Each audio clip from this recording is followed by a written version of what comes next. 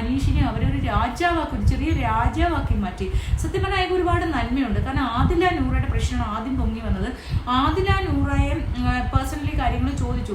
ഇപ്പം അത് അയാൾക്ക് ചോദിക്കാനുള്ള മനസ്സുകൊണ്ട് അയാൾ ചോദിച്ചു കഴിഞ്ഞപ്പോൾ അവർ പക്ഷേ അയാളെ ഭയങ്കരമായിട്ട് മിസ്അണ്ടർസ്റ്റാൻഡ് ചെയ്തു. അപ്പോൾ അണ്ടർ എസ്റ്റിമേറ്റ് ചെയ്തിട്ട് ഗെയിമാണ് മറ്റേതാണ്, അപ്പോൾ അത് പേഴ്സണൽ എടുക്കുവാണ്. സത്യം പറഞ്ഞു കഴിഞ്ഞാൽ ആദില നൂറയുടെയൊക്കെ നമുക്ക് 3 വർഷം മുമ്പുള്ള ഇന്റർവ്യൂ ഒക്കെ ഇപ്പോൾ വരുന്നുണ്ട്. അവർ പാരൻസിനെ വളരെ മോശമായിട്ട്, കാരണം പാരൻസിനെ ഡിഫൈൻ ചെയ്തിട്ടാണ് അവർ സംസാരിച്ചിട്ടുള്ളത്.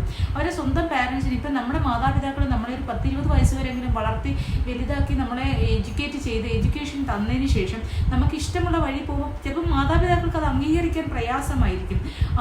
പക്ഷേ അവരെ അംഗീകരിക്കാൻ പ്രയാസമുള്ള മാതാപിതാക്കളെ അവരെ വഴിക്കൂടാ, എനിക്ക് എൻ്റെ ഇഷ്ടത്തിനനുസരിച്ച് ഞാൻ പോകണമെങ്കിൽ ഞാൻ ജീവിക്കുക. പക്ഷെ അവരെ കുറ്റപ്പെടുത്തിക്കൊണ്ട് അവരെ കുറ്റപ്പെടുത്താനായിട്ട് നിന്ന് പറയാതിരിക്കുക. കാരണം ആരെങ്കിലും ഒന്ന് ചോദിച്ചാൽ സോറി ഞങ്ങൾക്ക് അതിനെക്കുറിച്ച് പറയാൻ താല്പര്യമില്ല, എൻ്റെ പാരൻസ് സുഖമായിട്ടിരിക്കുന്നു എന്നാണ് എനിക്കറിയാൻ കഴിഞ്ഞത്, സോറി ഞങ്ങളോട് ദയവ് ചെയ്ത് പാരൻസിൻ്റെ കാര്യം ഇപ്പോൾ ചോദിക്കരുത് എന്ന് പറഞ്ഞാൽ അതവിടെ കഴിഞ്ഞു. അല്ല എൻ്റെ ഞങ്ങളെ മനസ്സിലാക്കാൻ കഴിയുന്നില്ല, അവർ ഞങ്ങളെ മാനസികാശുപത്രിയിൽ കൊണ്ടുപോയി. അതുപോലെ തന്നെ എനിക്ക് പുരുഷന്മാരെയോട് അട്രാക്ഷൻ തോന്നില്ല എന്ന് പറഞ്ഞപ്പോൾ എൻ്റെ ഉമ്മ ചോദിച്ചു എന്നോട്, നീ എന്തിനടി പഠിക്കാൻ പോകുമല്ലോ, നീ എന്തിനടി പുരുഷന്മാരെ അട്രാക്ട് ചെയ്യാൻ പോകുന്നതെന്ന്, നിനക്ക് അട്രാക്ഷൻ എന്തിനാണെന്ന് എന്ന് ചോദിച്ചു. അപ്പം സത്യം പറഞ്ഞു കഴിഞ്ഞാൽ ഏതൊരു അമ്മമാരും ഇപ്പം നമ്മൾ ചെന്നാൽ എൻ്റെ അമ്മയോട് ഞാൻ പറയുകയാണ് എനിക്ക് പുരുഷന്മാരെയൊക്കെ എനിക്ക് ചില ആളിനോട് ഇഷ്ടമാണ്, അല്ലെങ്കിൽ ചില എന്നെ ഇഷ്ടമല്ലെന്ന് പറഞ്ഞാൽ നീ എന്തിനാ നീ പഠിക്കാൻ പോയതല്ലേ എന്ന് സാധാരണ ഒരു നോർമലായിട്ടുള്ള ഏതൊരു അമ്മയും ചോദിക്കുന്ന കാര്യം മാത്രമേ ഉള്ളൂ. അത്രയ്ക്ക് എല്ലാവരും ഇപ്പോൾ ഭയങ്കര ബ്രോഡായിട്ട് തിങ്ക് ചെയ്യണമെന്നൊന്നുമില്ല. അപ്പം നമ്മുടെ പാരൻസിനെ, മാതാപിതാക്കളെ നമ്മൾ ഒരിക്കലും മറ്റുള്ളവരെ മുന്നിൽ കുറ്റപ്പെടുത്താതിരിക്കുക. നമ്മൾ ഉള്ളിൽ നമ്മളല്ലെങ്കിൽ സ്വന്തമായിട്ട് അല്ലെങ്കിൽ നമ്മൾ കണ്ണാടിയിൽ പറയുക, അല്ലെങ്കിൽ നമ്മളുമായിട്ട് പാർട്ണറുമായിട്ട് കുറ്റപ്പെടുത്തുക, അല്ലാതെ പബ്ലിക്കിന്റെ മുന്നിലേക്ക് അവരെ ഇട്ടുകൊടുക്കാതിരിക്കുക. ഈ ഒരു മക്കളും ചെയ്യാൻ പാടില്ലാത്ത ഒരു കാര്യമാണ് കേട്ടോ, ഈ മാതാപിതാക്കളെ പബ്ലിക്കിന്റെ മുന്നിലേക്ക് ഇട്ടുകൊടുക്കാതിരിക്കുക എന്നുള്ളത്.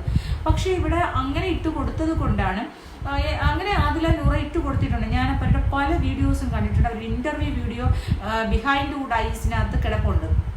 അവരുടെ ഇന്റർവ്യൂ 3 വർഷം മുമ്പുള്ള അവരുടെ ഇന്റർവ്യൂ.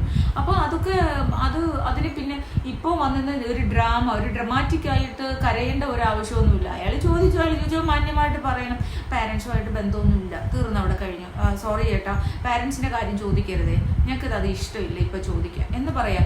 പിന്നെ ഒരു ബിഗ് ബോസ് പോലുള്ള ഒരു വലിയ റിയാലിറ്റി ഷോയാണ്. അപ്പൊ ചിലപ്പോൾ പാരൻസുമായിട്ട് അവർ റിലേറ്റഡ് ആവാനുള്ള ഒരു ആഗ്രഹം തോന്നുന്നു. അങ്ങനെ വെച്ചിട്ട് അയാൾ സംസാരിച്ചു. എന്നിട്ട് അയാൾ വന്നിട്ട് അത് അവരറിയുന്നില്ല, ക്യാമറയിൽ വന്ന് പറഞ്ഞു പാരൻസ് ആയിട്ട് കുറേ ആൾക്കാർ ഇപ്പം നമ്മൾ കഴിഞ്ഞ സീസണുകളിലൊക്കെ മാതാപിതാക്കളുമായിട്ട് ഒന്നിക്കാതിരുന്ന, അച്ഛനുമായിട്ട് മിണ്ടാതിരുന്ന നമ്മുടെ സീക്രട്ട് ഏജന്റ്, അങ്ങനെയുള്ള ഒരു സംഭവങ്ങൾ എല്ലാവരുമായിട്ട് കൂട്ടാവുമ്പോൾ എല്ലാവർക്കും ഒരു ഹാപ്പിനെസ് ആണ്.